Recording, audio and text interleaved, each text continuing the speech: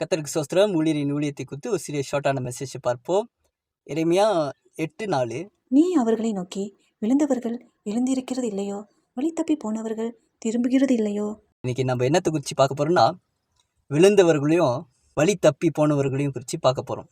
அப்ப விழுந்தவர்கள் எப்படி இருந்தாலும் ஏஞ்சிருக்கணும். வழி தப்பி போனவங்க திரும்பியும் யூட்டன் பண்ணி வரணும்.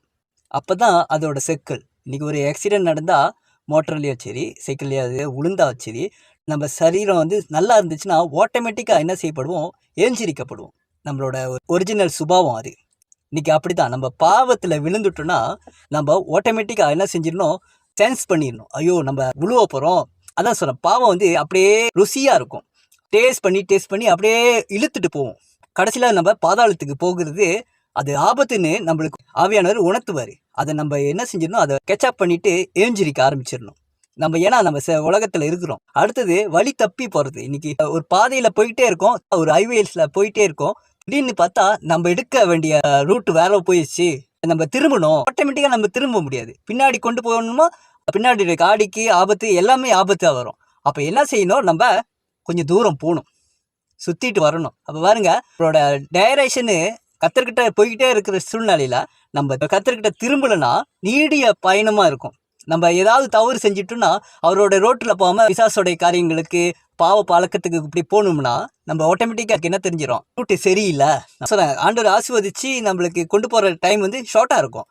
நம்ம தவறு செய்கிறதுனால அது கொஞ்சம் டைம் எடுக்கும். யூட்டன் பண்ணி கத்தர்கிட்ட திரும்பி அந்த அபிஷேகத்தை பெற்றுக்கொண்டு திரும்பி ஜபிக்கிறது, திரும்பி பைபிள் படிக்கிறது, இது நிமித்தம் டைம் எடுக்கிறதுனால அந்த பிளெஸிங் லேட்டாக நம்மளுக்கு கிடைக்குது. இதனால தான் நம்மளுக்கு பிளெஸிங்லாம் லேட்டாக ஆகுது. அப்போ இதெல்லாம் நம்ம சரியாக இருந்தோம்னா கத்தர் நிச்சயமாக நடத்துவார். நீங்கள் பாருங்கள், விழுந்தவங்களுக்கு ஆண்டவர் என்ன ஒரு பைபிளில் நம்ம பார்க்கணும், யாரு குறிச்சின்னா சிம்சன். அவன் பாருங்கள், அநேக டைமில் ஆண்டவர் கொடுத்த தயவு, அதனால அவன் விழுந்து ஏஞ்சிருக்கிறான். ஆனால் கடைசி நேரத்தில் அந்த அபிஷேகம் முடிவு வெட்டப்பட்டோன்னே அந்த அபிஷேகம் போயிடுச்சோன்னே உடனே அவனுக்கு ஒரு டைமிங் வந்துடுது. அவனை அவமானப்படுத்துகிற ஒரு காலம் வந்துடுது. இன்றைக்கி அநேக நேரத்தில் நம்ம விழுந்துட்டே இருந்தோன்னா அவமானம் தெரியும். சிம்சன் காலத்தில் சிரித்தாங்க, அதனால அவன் ஒரு மறுபடியும் அவன் எழுந்திருக்க பார்க்குறான். இதுதான் ஆவிக்குரிய வாழ்க்கையில் அநேக பேர் உழுவுறோம், அதை எழுந்திருக்கணும். அப்போ தான் தேவன் நம்மளை நடத்துவார். ஒரு திருப்பி முன்ன செஞ்ச ஊழியத்தோட பயங்கரமாக செய்வார். அப்போ நம்ம என்றைக்குமே எழுந்திருக்கிறவர்களாக இருக்கணும். அடுத்தது வழி தப்பி போனது. இளையகுமாரனுக்கு சீக்கிரம் ஆசீர்வாதம் கிடச்சிருச்சு. தகப்பன்ட்டேருந்து வாங்கிட்டு அவர் போன பாதை பாருங்க, வழி தப்பி போகிற பாதை. அதனால அவன் போயிட்டு அங்கே உபத்திரவப்பட்டு பாடுபட்டு சுற்றி வரத்துக்கு கொஞ்சம் லேட்டாக ஆயிடுச்சு. இளையகுமாரன் ஒரு நல்ல காரியத்தை செஞ்சாங்க. இன்னைக்கு கர்த்தர் சொல்கிறாரு, நம்ம இன்னைக்கு திரும்பணுமானா அந்த தேவனுடைய அன்பை பார்க்க முடியும், பரலோகத்தின் சந்தோஷத்தை பார்க்க முடியும்.